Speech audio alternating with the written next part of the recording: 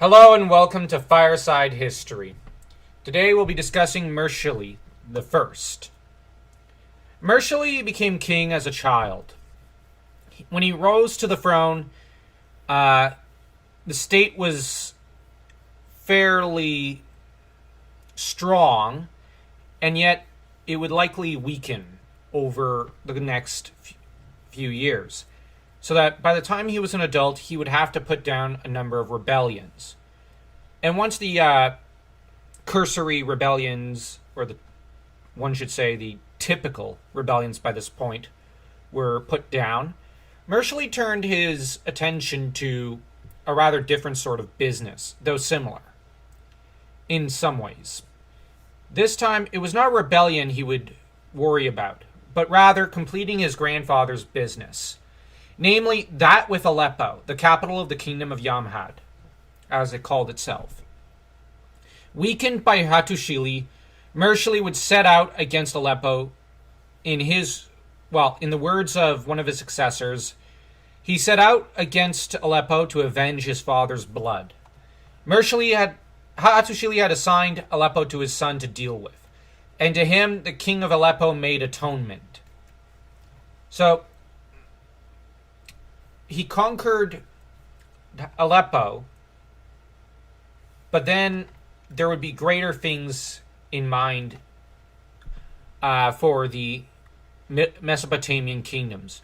For you see, by taking care of Yamhad and destroying its royal capital, Mursili had opened up the way for a larger kingdom to be conquered, for a greater accomplishment than any his ancestors had ever accomplished, and many of his successors would for a time. That of crossing the Euphrates to conquer Babylon.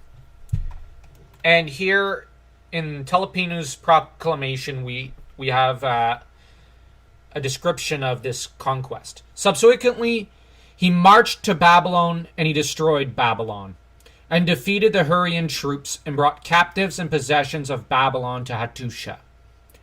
Now, the journey from Aleppo to Babylon involves a march of some 800 kilometers.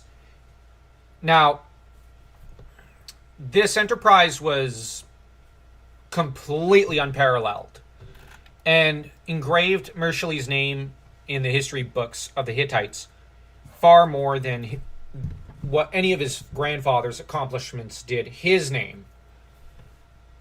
Now, that said, this would be but a temporary glory for Mursili, as he wasn't meant to, how do I put it?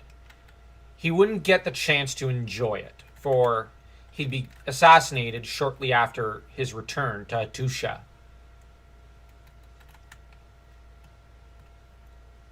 With his assassin being his brother-in-law Hantili, husband of his sister Hattusili, and Hantili was aided and abetted by his own son-in-law, Zidanta. And once again, Telepinu's proclamation is our primary source on this incident. And Zidanta conspired with Hantili, and they made a wicked plot. They murdered Mursili, they shed royal blood. I added the royal part, because they shed blood doesn't sound quite as impressive. But that's, I think, a better translation in some ways, as they shed royal blood is probably more accurate and apt than they just simply shed blood. And this assassination shows that killing a Hittite king could at times be frighteningly easy. The killing of Mursili was not simply a terrible crime to the Hittite state, but it would prove to set a certain precedent, as for the next few centuries this would become a frightening regularity.